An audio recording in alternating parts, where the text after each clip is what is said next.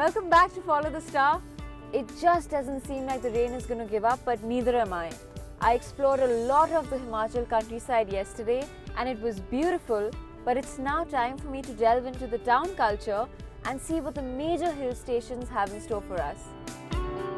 Now, the town of Dharamshala mainly serves as a base for travellers heading further uphill to the popular suburb of McLeodganj. Otherwise, it's noisy, grimy, and has not much to offer.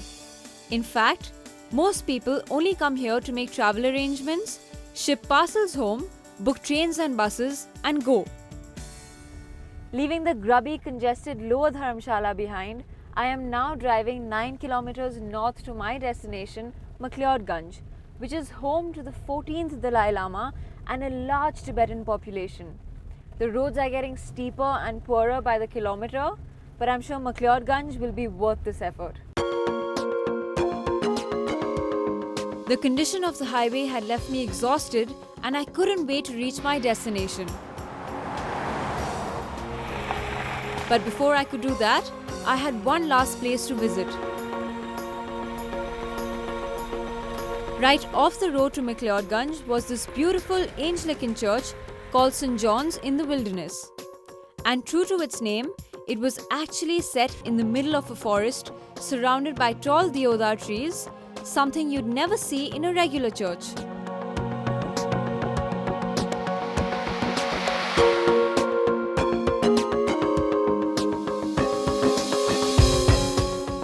Now you might just pass off the Church of St. John as an old building tucked away off the road. But this, I must say, is a quaint hidden gem of a place. It was built back in 1852 in the neo-Gothic style of architecture. It's known for its Belgian stained glass windows that were donated by Lady Elgin. In fact, her husband, Lord Elgin, who was then the Viceroy of India, was buried right here after his death. It's said that Lord Elgin spent a lot of his free time enjoying the beauty of the church. When he would die, he knew this was the place he wished to be buried. And he wasn't alone. The graveyard at the back of the church serves as a resting place for a lot of prominent British officers. Many of them were victims of a massive earthquake that had hit this region in 1905. A visit to this beautiful church instantly transported me back in time. I couldn't help but wonder how this place looked 161 years ago. Back then, a church in the wilderness probably wasn't a rare sight as it is today. But today was another age, another time to be explored. So I decided to get back on the road to head to McLeodganj. The last few kilometers of my journey up were the hardest, but I managed to pull through.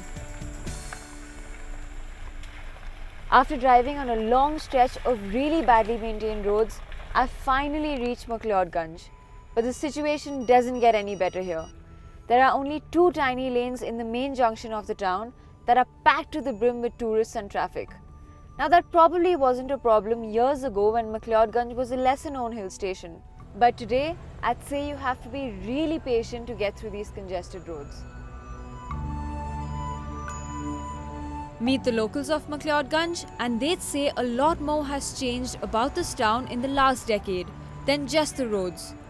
This suburb was barely known until the 1960s when the Dalai Lama claimed asylum here and put this town on the world map. Since then, McLeodganj has become the headquarters of the Tibetan government in exile and a center of Buddhism. And that is enough fodder to keep travelers coming in throughout the year.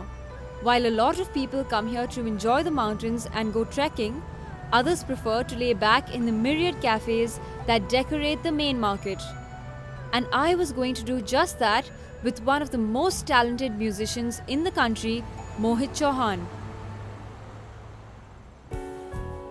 Especially popular for his romantic ballads, Mohit Chauhan is the man with a golden voice.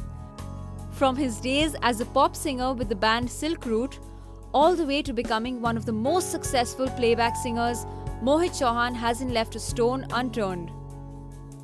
But for him, all the success, the awards, and his inspiration can be traced back to his roots in Himachal Pradesh, where he was born and bred. So you're completely associated with Himachal Pradesh. You're born here, you studied here, brought up here, Yeah. you lived here Like, practically. yeah, like they say, born and raised But born and raised in the hills. in the hills, yeah. But what is your connect with McLeodganj exactly? Well, McLeodganj, Dharamsala, I came to Dharamsala after my graduation to finish my master's degree in science. In science? In science, yeah, in a subject called geology. So the Department of Geology for Himachal University is situated in Dharamsala. So I came here, I was here for 2 years, and by the time I finished my post-graduation, my father got transferred to Dharamsala. Oh, wow, it So all I- worked out for you. Yeah, so I ended up staying like 5-6 years in Dharamsala.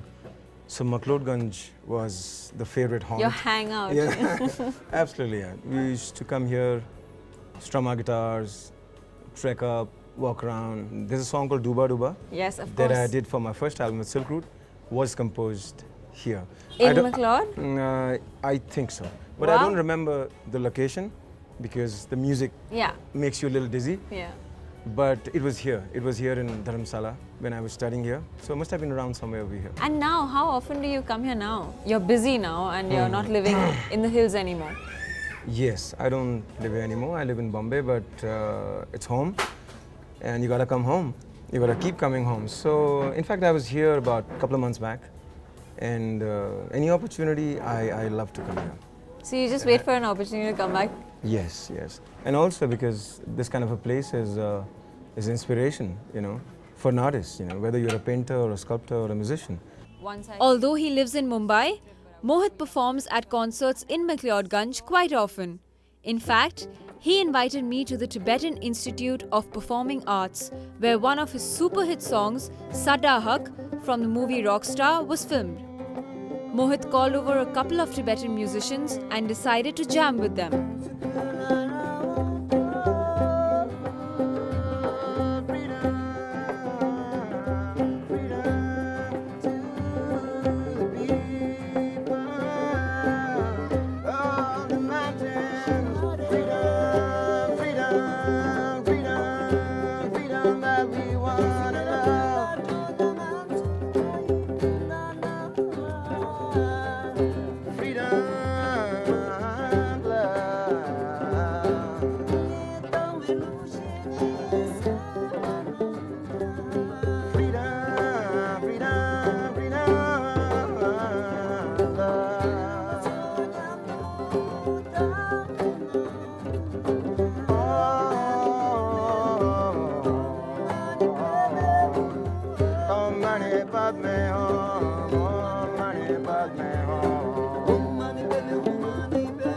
As the group jammed, I could see the different instruments and voices marry each other to produce a tune so simple and pure, I felt overjoyed. Oh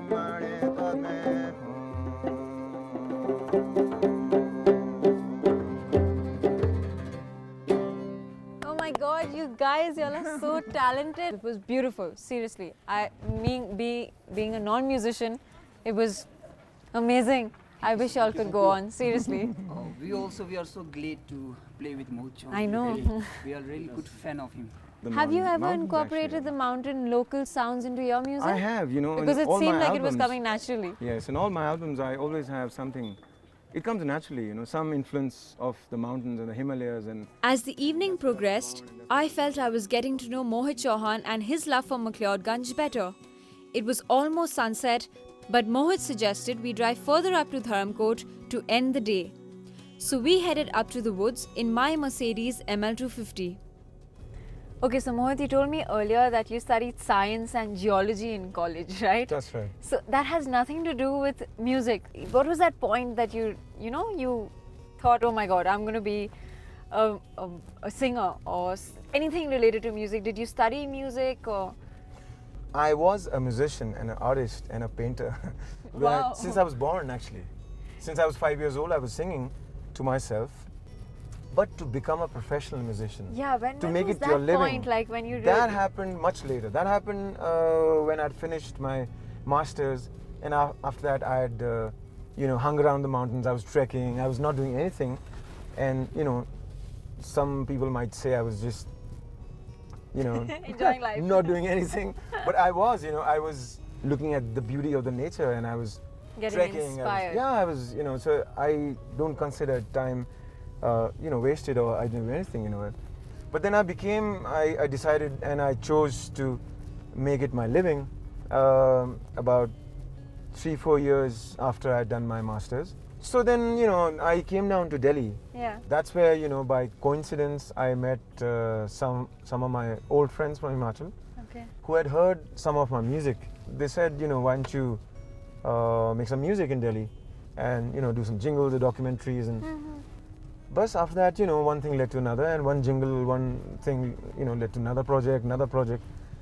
And, after that, the band was formed, Silk Road. And the rest, as they say, is history. Destiny took Mohit where he'd always wanted to be. As for me, I was thrilled to end my journey with the man whose voice resonates across these very mountains. ये दूरियां इन राहों की दूरियां निगाहों की दूरियां हम राहों की दूरियां फना हो सभी दूरियां क्यों कोई पास है दूर है क्यों कोई जाने ना कोई यहाँ पे ओ आ रहा पास या दूर मैं जा रहा जानू ना मैं हूँ कहाँ पे ये दूरियां इन राहों की दूरियां निगाहों की दूरियां हम राहों की दूरियां फना हो सभी दूरियां फना हो सभी दूरियां फना हो सभी दूरियां